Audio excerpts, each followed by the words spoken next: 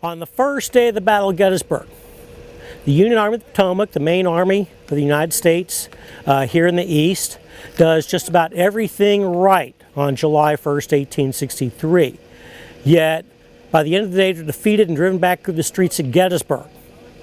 On July 1st, 1863, the Confederate Army of Northern Virginia comes to Gettysburg. They do just about everything wrong.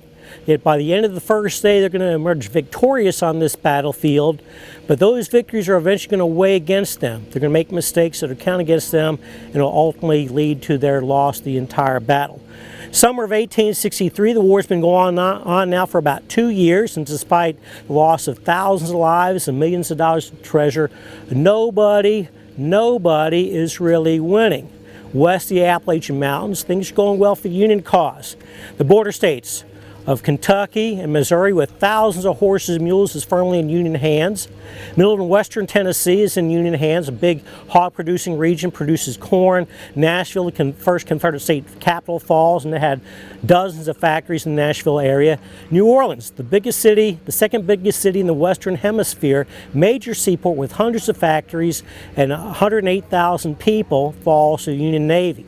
In the spring of 1863, an obscure general by the name of U.S. Grant is laying siege to Vicksburg, Mississippi. And if Vicksburg falls, the Union Army and Union Navy control the entire length of the Mississippi River. But out here in the East, it's a different story. For the last 13 months, this man, General Robert E. Lee, and his Confederate Army of Northern Virginia, has been winning battle after battle out here.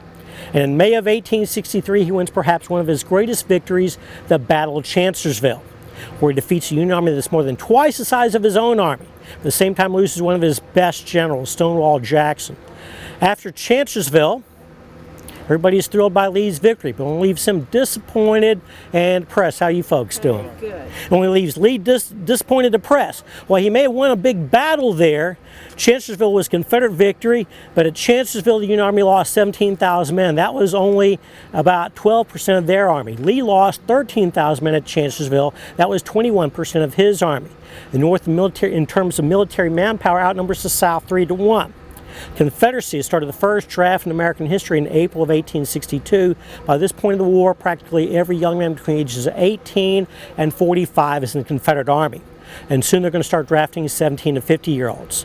So Lee realizes he's running out of time. Also, he's got some problems. He's been in the Fredericksburg, Virginia area now for the last 6 months. There's no food in the area. There's no grass or hay or fodder for his horses and mules. Confederate infrastructure, the railroads, are falling apart. And Lee's army and all the other Confederate armies are starving. He can't stay where he is. He's going to have to fall back to Richmond or do something else. That something else is he wants to invade the North. He has several reasons for wanting to do this. First, by invading the North, he hopes that will pull Union soldiers away from General Grant's army. He doesn't really believe that, but it's a good story to tell Jeff Davis. He'll buy into it, leave Lee's army alone. As I said, his army is starving. Up here in Maryland, Pennsylvania, there's a lot of rich farms and a lot of rich towns. Lee wants to do some grocery shopping, and he'll do it in a big way. When he goes back to Virginia, he will take with him 30,000 hogs, 26,000 head of cattle, 22,000 head of sheep, thousands of horses and mules, barrels of flour, cornmeal, sauerkraut, because it's high in vitamin C, prevents scurvy, harnesses, saddles, clothing, paper, boxes of tin, horseshoes, everything he needs is up here. When he goes back to Virginia, if you're to stretch his wagon trains for end to end, they're going to stretch for 57 miles.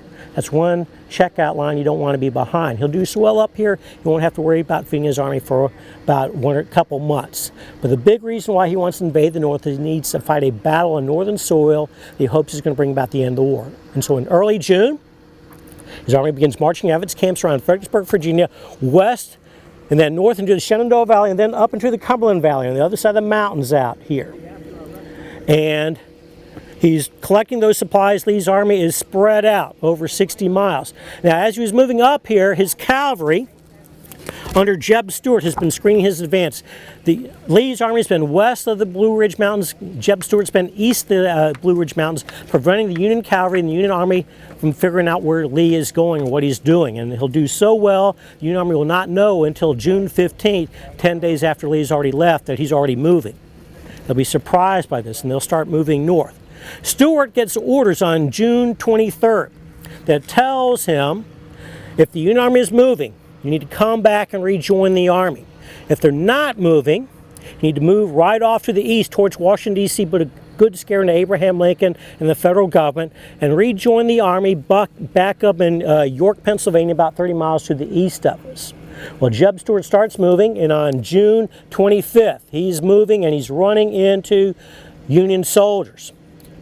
And he's trying to get back, but they're blocking his way. He sends word back to Lee. He sends 2 couriers back to Lee that the Union Army is moving. He sends another courier down to Richmond. The 2 couriers going to Lee never get through. The one going down to Richmond does get through, but they believe Lee already knows the Union Army is moving, so they didn't bother to contact Lee. Meanwhile, Stuart is trying to get back, but he can't get back, so now he's riding to the east. He's still hoping to join up with the Army in York, Pennsylvania.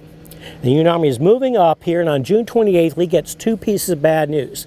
First piece of bad news is the Union Army has a new commander, George Meade, who will take command of this army 3 days before this battle is fought. By the time it's over, he's not even been in command of the Army for an entire week. This is somebody Lee knows well. Meade has served in the old pre-war Army during the Mexican War. He served as a brigade, division, corps commander in the Army of the Potomac, so generally he has fought against Meade. He'll say of General Meade, he'll make no mistake on his own front and take advantage of any mistake that he might possibly make. So Lee knows he's facing a new, tougher opponent. The other piece of bad news he gets, he thought the Union Army was still south in Virginia, south of the Potomac River.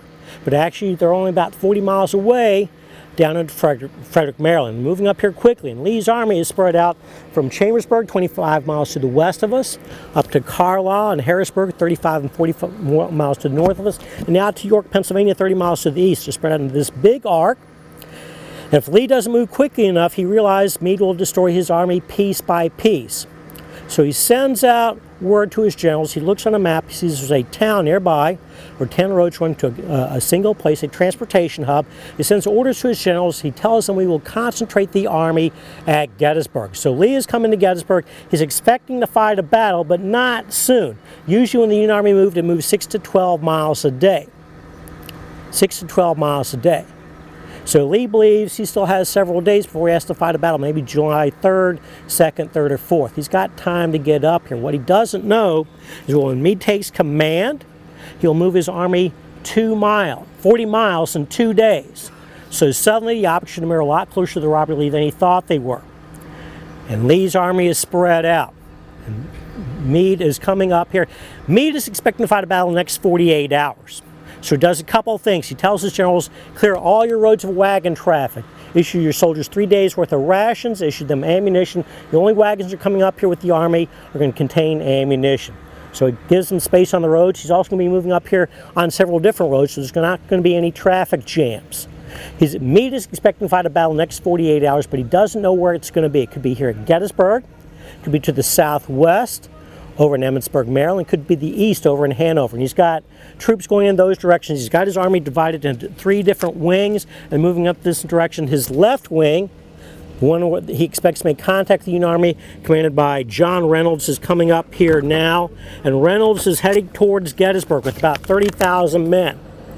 In front of Reynolds, and Reynolds is the guy Meade trusts the most. He expects a lot from Reynolds. Reynolds is moving up here with about 30,000 men, and the lead is the First Corps with about 10,000 soldiers.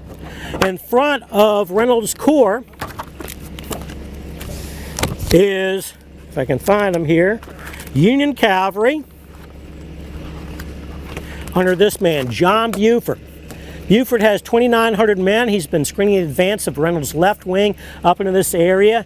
He's been reporting back what he finds up here. Now on June 29th, Reynolds' 2,900 cavalry troopers are going to pull into Gettysburg. 2,900 men he's going to discover 8 miles away over in Cashtown. There are about 15,000 Confederates headed in their direction. We're going to move up here now so we can see a little bit better over these buses. Move to the top of the memorial here so you can see a little bit better. Now weren't Lee and Meade, were they friends from West Point? No, they never. They might have met during the Mexican War. They didn't know each other very well at all. Lee graduated from West Point in 1826, and I think Meade graduated in something like 1842 or something like that. Or a lot younger. Yeah. A lot more energy.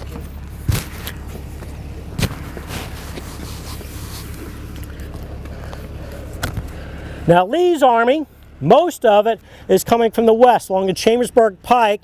There's some troops that are coming from the north as well. And Buford is riding into Gettysburg. Discover out in Cashtown, if you look out there, you're going to see a red roof building. Remember where that building is. We're going to talk about it a little bit later. Cashtown, 8 miles away. There are about 15,000 troops out there. In the lead is Confederate division of about 7,500 men under this man, Henry Heath. Henry Heath, on June 30th, sends a Union brigade, Johnson Pettigrew's brigade, coming along this road out here, the Chambersburg Pike, where you see the traffic way out there. And Meade sent out orders, until the army is concentrated, do not start a battle. Well, Pettigrew is coming here with about 2,600 men. They're looking for supplies. Now, the story is they're looking for shoes. They're not looking for shoes. There's no shoe store here, no shoe factory. They're looking for everything they can get here. And he's coming here to Gettysburg to pick up supplies. And the orders are not to start a fight. So Pettigrew is coming along the road out there and gets out about where you see that white barn out there, the McPherson farm out there. And he sees Union cavalry off to the east here by the Lutheran Seminary. The orders are not to start a fight. So Pettigrew goes back to Cashtown. He tells General Heath, I think there's Union cavalry in Gettysburg. Now Pettigrew and his men are coming up from North Carolina. They're new guys. They've never been in big battles before. They've been down in North Carolina most of the war, but now they're coming up to the show, the Army of North Virginia, the big time.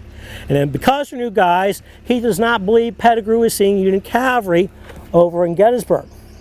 And he tells Pettigrew, you don't know what you're talking about. That's just militia over there. A couple guys with shotguns, nothing to be worried about. But Pettigrew is insistent to use Union cavalry up there. So they go to Heath's Corps commander, Lieutenant General A.P. Hill, and he tells Hill his story, Pettigrew's story, that he believes Union cavalry is over in Gettysburg. Hill says that cannot be true. General Lee says they're still down in Maryland. They're nowhere near Gettysburg. They say, new guy, you don't know what you're talking about. And he says, I still want to go over to Gettysburg and get supplies. And he says, well, everybody else is headed towards Gettysburg. I want you to head towards Gettysburg tomorrow, get those supplies. And while you're doing that, take along with you, you're going to take along your 7,500 men. You're also going to take behind you 6,500 men under Dorsey Pender's division. And you're going to take 22 cannon with you as well.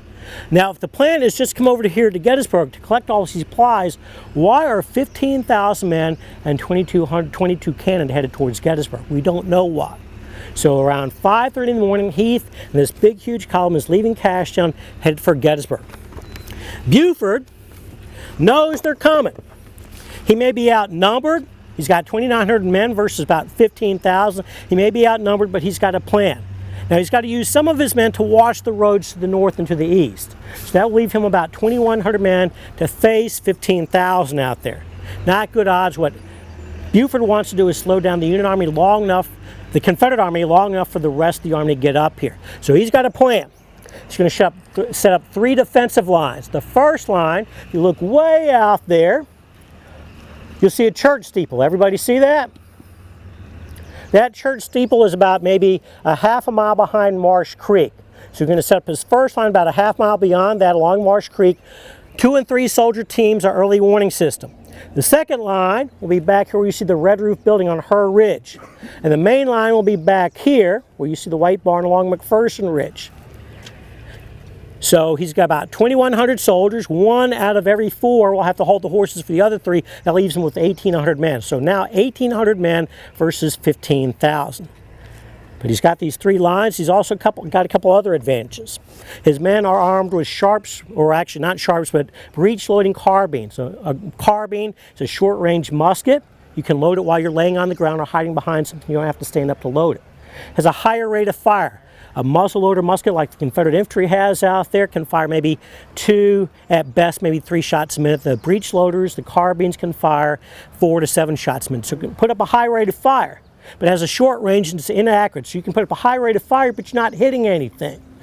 Also, Buford's got 6 cannons out here and 3 2-gun sections. He's going to spread them out over the field, so the cannon shots are going to be coming from different directions, making the Confederates out there think he's got more men, more cannons than he does out here. So Buford is waiting. He sends word back to John Reynolds that the enemy is coming up here. You need to hurry up and get up here. And Reynolds is on the way. So around 7:30 in the morning, half mile from where that church steeple is, a shot rings out. What day?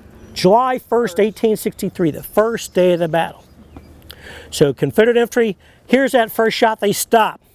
He says it's just a bunch of militia. I'll throw out a few skirmishers, couple, about 4 or 5 dozen men to push those guys back. They're moving forward, the shots are still ringing out, nobody's getting hurt though.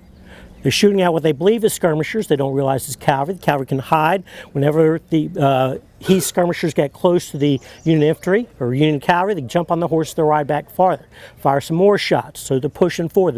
The entire column is stopped back there along Marsh Creek. They're slowly inching forward. Finally going to fall back to that skirmish line back there on Her Ridge where the red roof building is. Slightly stronger line. Heath is going to have to stop again, throw out more skirmishers. They're going to push them back again, back, till long they get to the end of this tree line right there. At the base of it is Willoughby Run. It has now taken Harry Heath 2.5 hours to go just 2 miles. And he's fed up. He wants to get rid of these pesky skirmishers, this pesky, what he believes is a militia in front of him. It's not militia. He's beginning to realize it's Union cavalry. So he stops. He decides now he's going to put out a lot heavier force. He's going to order one of his brigades to fall out and move along the line there. That brigade is going to be commanded by a man by the name James Archer. James Archer actually has more experience than Heath does. He's a lot smarter than Heath. Archer tells Heath, I think we're walking in a trap, and I think my brigade of 1,200 Tennesseans and Alabamans are not enough to do this job. You need to throw out more men. So he says, that's fine, I'll put out my 2nd brigade. About 1,800 men under Brigadier General Joe Davis, who has the last name of the President of the Confederacy. There's a reason why he has that last name. He calls the President Uncle Jeff. That's how he got his job as a Brigadier General. Davis doesn't have any experience, but he throws his 1,800 men out. It's now going to take a half an hour to put all these soldiers out in a line, and now they're starting to push the cavalry back from Willoughby Run back to the main line out here along McPherson Ridge. And so Buford is in trouble now. The cavalry, the Confederate infantry is pushing them back. He doesn't think them can hold any longer. And now John Reynolds will ride up. And he says, I got more men coming. Can you hold for a while? And Buford says, I think I can. What we're going to do now is we're going to move to our next stop. We're going to be able to see a little bit better. We'll talk about the arrival of the Union infantry here at Gettysburg.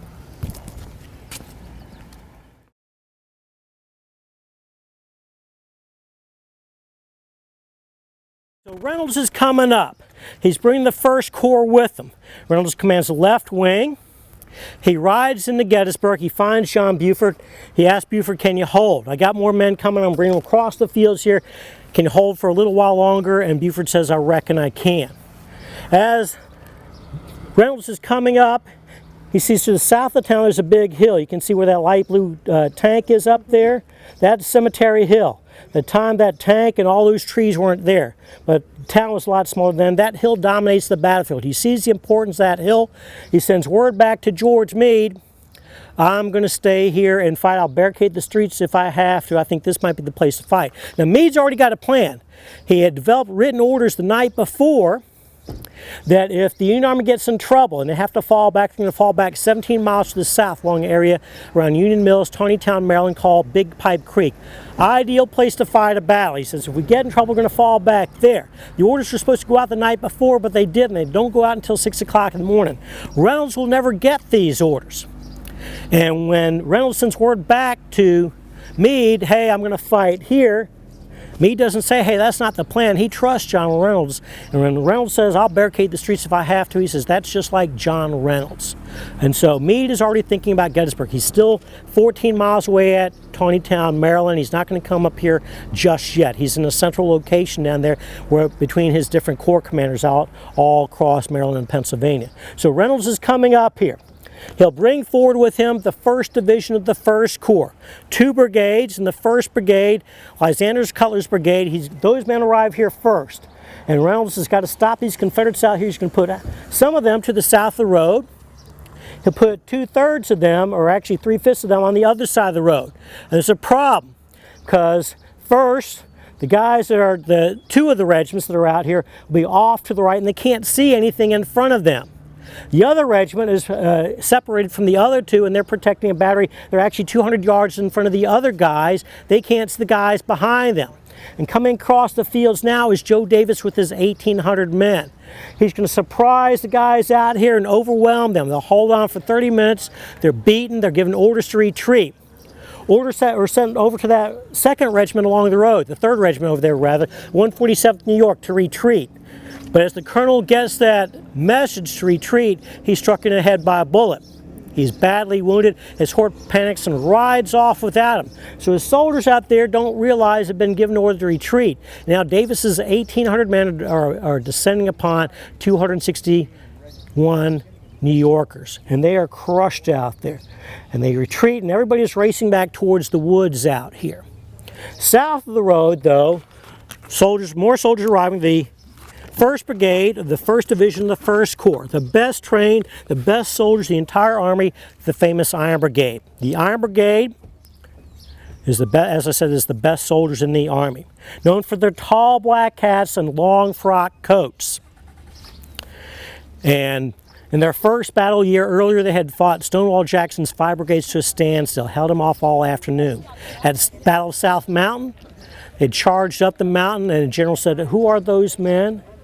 They must be made of iron." That's how they got their nickname. And at Antietam, they had cleared the cornfield of Confederate troops. So these are the best soldiers in the entire Army. And now they are charging into Herbst Woods, past the barn out there.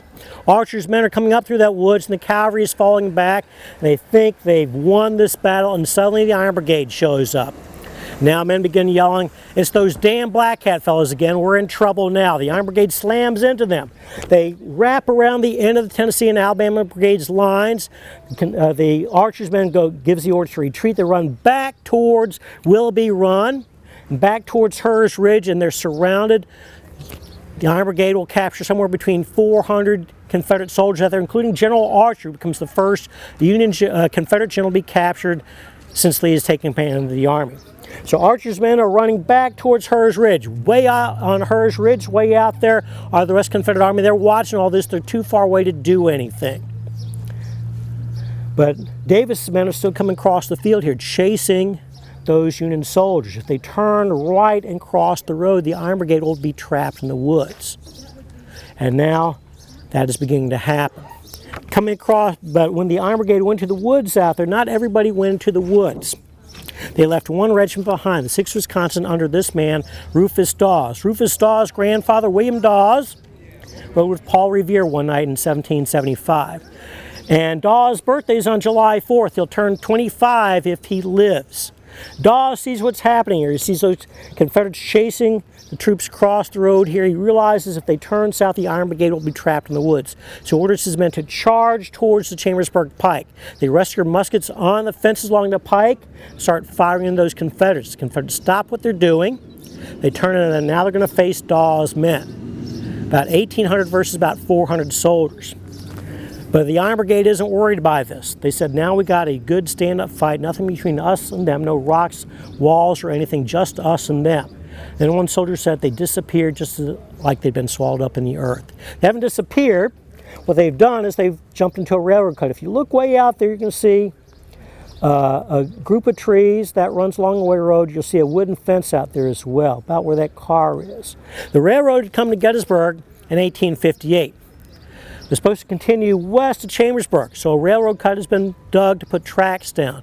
Those tracks won't be dug and laid for about another 15 years or so. But these Confederates have jumped into the railroad cut, this big ditch. In some cases, it's only 3 or 4 feet high. In other cases, it's 10 foot high. Confederates did not have 10-foot soldiers in their army. The men are firing. The Confederates in the railroad cut are firing towards Dawes' men. Dawes' men are along the fence, not very good protection at all. They're taking casualties. Dawes now has 3 choices. He can either retreat, let the Iron Brigade be captured in the woods out there. He can stay where he is at and get his men slaughtered out there. He can do something else. He decides he's going to do something else. He'll order his men to climb the first fence, then climb the second fence. They're going to charge towards the railroad cut. The Mississippians, North Carolinians in the railroad cut are firing towards Dawes' men. He's got 175 yards to go. His men are being shot down by the dozens around him. He said men were leaving in the 20s and 30s. Finally, when they get about 30 yards from that railroad cut, there's a slackening of fire along the railroad cut, and then a sheet of flame emerges from the cut, and Dawes said half of his men went down. Now the thing is, Dawes and his men are at the railroad cut. They've got loaded muskets. Confederates in the railroad cut do not have loaded muskets now. They have empty muskets. They can't see how thin Dawes' line is, and Dawes begins to order them to throw down their muskets, and they do. He will capture the Confederates in the railroad cut. The survivors will retreat back towards her ridge out there, and around noon on July 1st, 1863, the Battle of Gettysburg should be over. Lee did not want to fight here. Harry Heath has gotten a bloody nose out here. He's fallen back to Hers Ridge. George Meade has not made the decision to fight here yet. So there's a lull for about 2 hours. Now, while all this was happening, when the Iron Brigade went into the woods, John Reynolds had been leading them, and a shot would ring out. And John Reynolds is shot in the back of the head. He'd be the most senior general here killed here at Gettysburg. So now, these guys are leading the list out there. The guy who's now in charge. This is Reynolds here. That's John Reynolds right there. The guy in charge now is this man, Abner Doubleday, division commander in the 1st Corps. Doubleday is very unpopular in the Army. Nobody likes him. He's a very mediocre general. On top of that, he did not invent baseball. But Doubleday is in charge now. And while he may be a mediocre general, Gettysburg, July 1st, 1863 will be Abner Doubleday's best day in the Army. He's going to bring up more reinforcements. He'll pull the Iron Brigade back across Willoughby Run into the woods out there, and he's bringing more troops on the battlefield.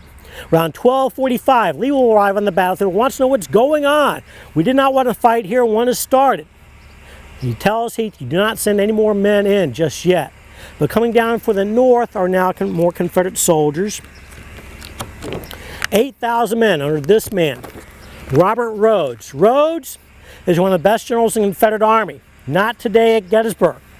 Rhodes commands the largest division in the entire Army, and he's marching down from Carlisle, and he's coming down the Carlisle Road. He sees this road up here, this hill up here, Oak Hill. He pulls his troops behind it, goes to the top of it, he looks down to the fields out there. There's 10,000 Union soldiers out there. He's got 8,000 men up there, and they do not realize he's up there. He's on their flank. If he attacks across these fields, he can crush them. He'll have the element of surprise. He has everything in his favor.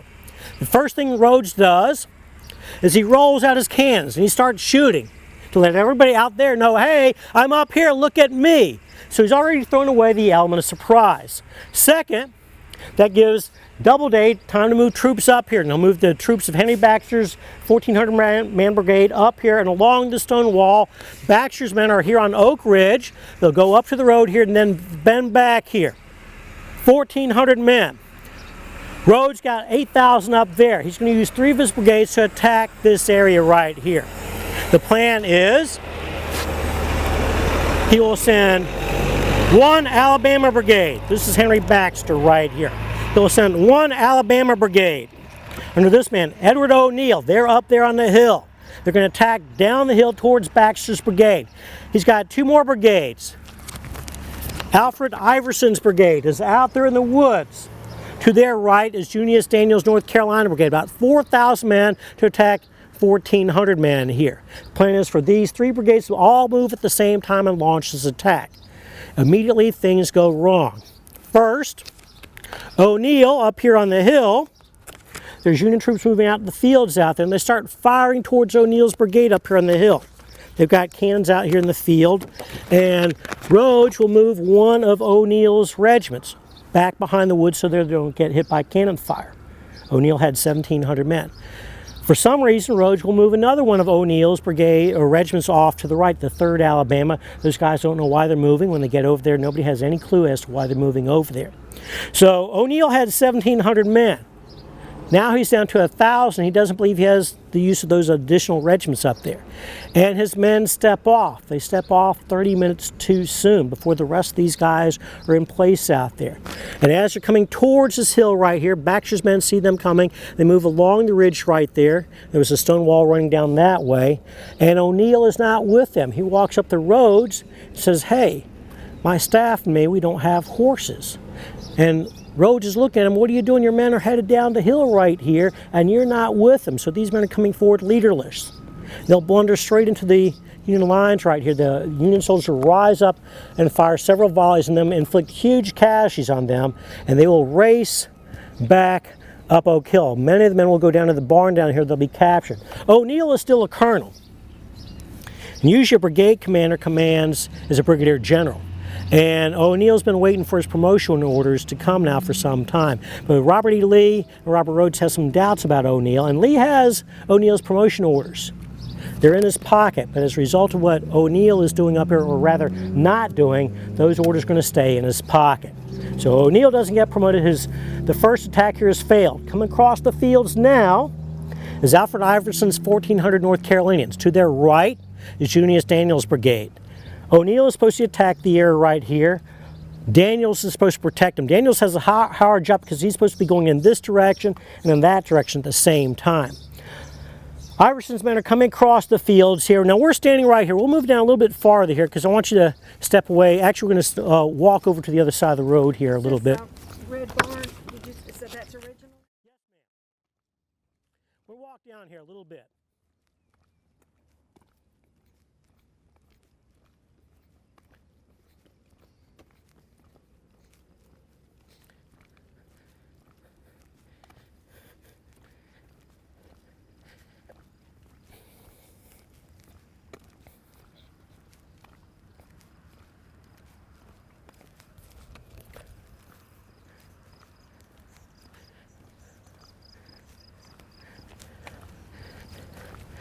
Okay, you have this low stone wall right here. And Baxter's men don't have to worry about O'Neill anymore, so they move all over here behind this low stone wall. You notice there's a road here. This road was not here in 1863. To build this road, they had to build the ground up a little bit more. So the area behind the road would have been a little bit lower. Out there, if you're looking out there, you may be able to see that the ground is sloping down away from us here into a swale out there. And coming across the fields is Iverson's brigade. They don't have any skirmishers in front of them, an early warning system.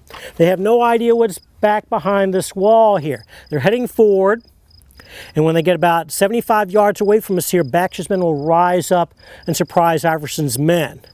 And they'll be shot down immediately. In the space of about 20 minutes, Iverson will lose 900 to 1,400 men. And Iverson is not with his men either. He's back in the woods out here. Apparently he's drunk. So he's going to lose his job here. And the Union soldiers here, after they fire into Iverson's men, the men are falling to the ground. They can't escape. They start waving white flags. The Union soldiers here are going to go out and take prisoners. And along one line here, there were 79 men. 77 of them fell forward. 2 of them fell backward. They're all in a perfect line. So Iverson's brigade has been blunted here. Daniels is trying to protect the survivors here, and they're trying to attack towards the road. They can't do this, so they have to fall back. So Union soldiers are by this point, it's about 2:30 in the afternoon. For the most part, even though the Union Army is outnumbered here at Gettysburg, they're actually winning the battle. But more troops are coming. We're going to move up here to our last stop, talk about the Union 11th Corps out here. I still can't really see it. Oh well. Too hazy out there. What do you see out here? Flat open ground, right? Coming onto the field now is the Union 11th Corps, commanded by this man, Oliver Howard. The 11th Corps has fewer than 10,000 soldiers. It's the smallest corps in the Union Army. Half of the 11th Corps is made up of German immigrants. They're unpopular with the rest of the Army. Most of them don't even speak English. Howard doesn't like his men. They don't like Howard. Howard's a stern church-going Mainer. He doesn't believe in drinking, and the Germans, they like to drink a lot of beer. Howard's men are coming up into Gettysburg. Howard sees Cemetery Hill out there. He realizes the importance of that position. He's going to leave one of his divisions, about 3,000 men, on that hill. The other 2 divisions can move out towards north of town. They see there's no good ground out here to post their troops. They're going to stay along the north edge of the town here. Coming down the Carlisle Road is one of Rhodes' brigades, George Dole's brigade. He's going to push sharpshooters forward to a small hill way out here. I'm not sure if you can see it today, called Barlow's Knoll. There's a flagpole out there. There's a monument out there. I don't know if you can really see it. It's way out there. And the sharpshooters are up there, and to the right, or actually closer to town here on the right end of the Union lines, is one of Howard's division commanders, Francis Barlow. And Francis Barlow sees those men on some high ground out there, and so he pushes the men forward to push them off that high ground. Maybe Dawes was a decoy out here to pull Barlow out there. By doing that, he's caused whole line to come forward. The left end of the line right here under a general by the name of Schimmelpfennig, I like saying that name, Schimmelpfennig, they're moving out here. This is a very, very thin line.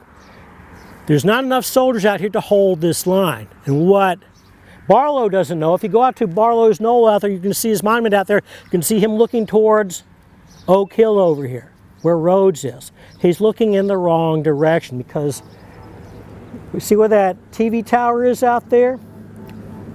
That's generally where the old Harrisburg Road. And coming down that road now is generally his bad old man Jubal Early. It's about 6,500 men, and Barlow is facing in the wrong direction. Early will come forward, sees a perfect opportunity, strikes Barlow's division, crushes that whole line. So the 11th Corps is now retreating. At the same time, Heath out here has been waiting to attack again, and Lee will let him go forward with his last two brigades. They'll finally drive the Iron Brigade back here off of McPherson Ridge, suffer huge casualties out here. So many casualties they cannot continue to fight. The Iron Brigade will fall back to the Seminary Ridge to make one last stand out there to build barricades in front of the seminary. Rhodes is launching an attack out here. The line is collapsing. At 4 o'clock, Dorsey Pender's division is out there, and they will finally drive the Iron Brigade off of Seminary Ridge. The entire Union Army is retreating through the streets of Gettysburg. Back at Taneytown, Meade is still back there. When he got word of Reynolds' death, he thought about coming forward, but he doesn't think that's a good idea because if he comes forward and his army is retreating, he get caught up in that retreat and lose contact with the rest of his army. So he sends forward Winfield Scott Hancock, who's close by, his close friend, tells Hancock, you know what my views are, go up to Gettysburg and see what's happening up there, and you make the decision whether or not we're going to stay and fight here. I'm going to stay back where I am because I'm centrally located to the rest of the army back there. By staying there, if we have to fall back to Big Pipe Creek, I'm in a good position to position troops out here. And if we're going to fight at Gettysburg, I'm in a good area to send everybody else forward up to Gettysburg.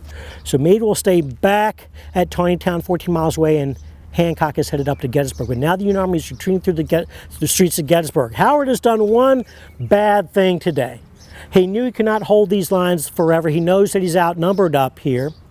And he failed to put staff officers in the streets of Gettysburg to tell the troops where they go when they're going to retreat from this area back here back to Cemetery Hill. So large numbers of his men will be captured in the streets of Gettysburg going down dead-end streets and down alleys.